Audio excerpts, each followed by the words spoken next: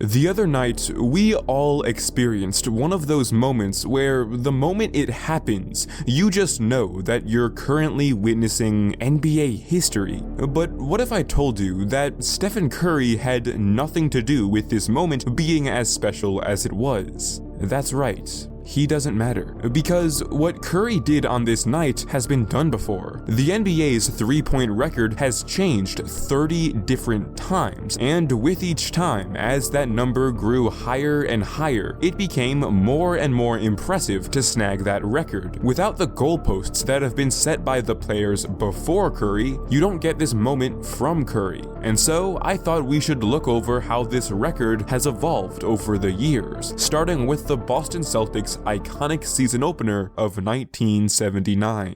On this night, Celtics guard Chris Ford hit the NBA's first ever three-pointer in a game against the Houston Rockets. And this fact came to the shock of then Bullets guard Kevin Grevey, who for years claimed that he instead was the rightful claimer of this record, since he too did make a three on opening night. The problem was that Washington's game was the 9th game of the day, while Boston's was the 2nd. With no internet to verify and nobody really caring too much about who had the record, Grevey went around telling people that he had the first three-pointer ever for over a decade before anyone told him that he didn't. But Ford's record of one three-pointer wouldn't even last more than 10 minutes before Rick Barry scored one of his own against Boston in that same game. Then, just a few hours later, Cavaliers guard and world-famous actor Willie Smith hit a three of his own. This three-way tie would then be cut into a two-way tie less than an hour later, when Suns teammates Paul Westphal and Don Boos each hit two three-pointers individually in a game against the Warriors, and they would hold their grand record of two three-pointers made for a few days. In this time, the likes of Willie Smith, Bulls guard Del Bashore, other Bulls guard Ricky Sobers, other Bulls guard and four-time Grammy winner Sam Smith, and Rick Barry all tied the Suns duo's record of two three-pointers. The race was getting tight. On October 16th, 1979, only 4 days into the season, 6'9" Nuggets center Dan Issel became the first big man to ever knock down a triple, making him half of the way there to becoming the NBA's all-time triples leader. Look at this guy. Doesn't this toothless wonder just look like the kind of guy you'd want to root for?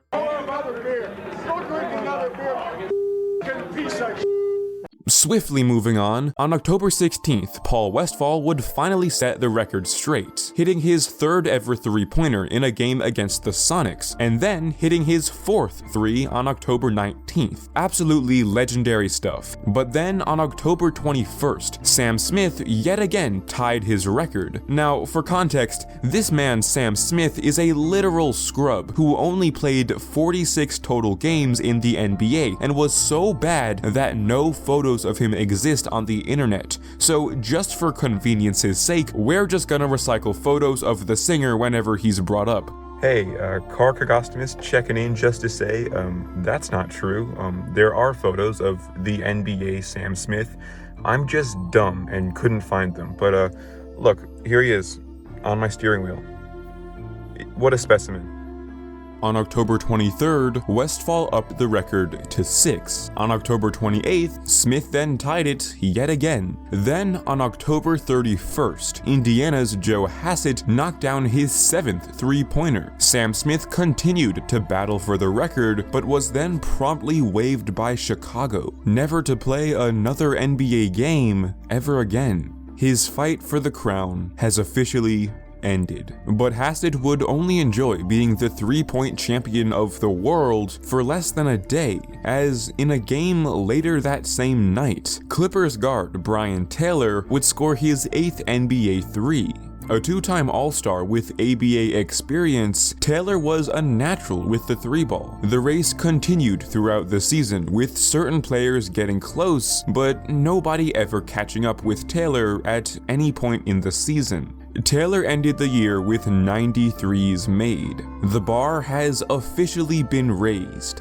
But Taylor's record eventually falls to Joe Hassett halfway through the following year, who's now in Golden State while the Clippers guard is struggling through his final season. Originally, old Joe over here held the three-point crown for a few hours before Taylor took it from him and proceeded to keep it for 749 days. Now, Hassett gets to hold the three-point crown for about a day before Brian takes it back yet again on November 19th, 1981. But Hassett is a true NBA sharpshooter. In the year of just 1981, this man is averaging about 10 three-point attempts per 36 minutes. The NBA's true three-ball pioneer rightfully reclaims his crown over an aging Taylor a little less than a month after the old man had taken it from him, and this time, he keeps the record for an impressive 3 years. And that leads us to a new era of three-point shooting, an era that I'd like to call the people actually starting to shoot threes era. The big dogs of the NBA like Larry Bird, Isaiah Thomas, and four-time All-Star Daryl Griffith began shooting multiple threes a game come the mid-80s. And in 1984, Griffith would quietly take Hassett's record almost 2 years after the role player had been cut by the Warriors and had his career prematurely ended after only 6 seasons. For some time, Griffith and the infamous Larry Bird were battling for this top spot, but the race reached its conclusion after the man they once called Dr. Dunkenstein broke his foot and missed the entire 1986 season. A 5 three-pointer outburst from Larry Bird against Cleveland knocked Griffith off from his top spot. But as they say, karma is a bitch, because 3 years later, it would be Bird's turn to miss an entire season, in his case with a double Achilles surgery, leaving his record wide open for Sonic star Dale Ellis to take and run with on April 15th of 1989. And you see, Ellis had one thing that all the other record holders simply didn't: longevity. Well, except in 1991, when he missed the first 2 months of the season, allowing the 5'10" Michael Adams, who is probably the least deserving three-pointer champion in NBA history, to snatch the crown. On the surface, Adams attempted an incredible 9 three-pointers in this 91 season. Seems pretty impressive, right? Well, that is until you realize this man shot 29% from behind the arc. Russell Westbrook who? This dude is the worst volume shooter in NBA history. Over the early 90s, both Ellis and Adams continued to narrowly fight for the record, with each of them being crowned the NBA's three-point champion on 3 different occasions. But then, yet again, Ellis's longevity devastated the undeserving midget that was Michael Adams. Adams's career fell off harder than this channel did as he crumbled into irrelevance and quickly was out of the league completely within just a few years. On March 19th, 1994, Ellis became the first player to score 1,000 career threes. Nowadays, 131 players have done this, but back then, only about 25 years ago, Ellis was the only one. Standing ovation for Dale Ellis, the 11th-year man out of Tennessee. Spud Webb, and he answers back. How do you top that? That's amazing. He's got to feel real good about himself right now.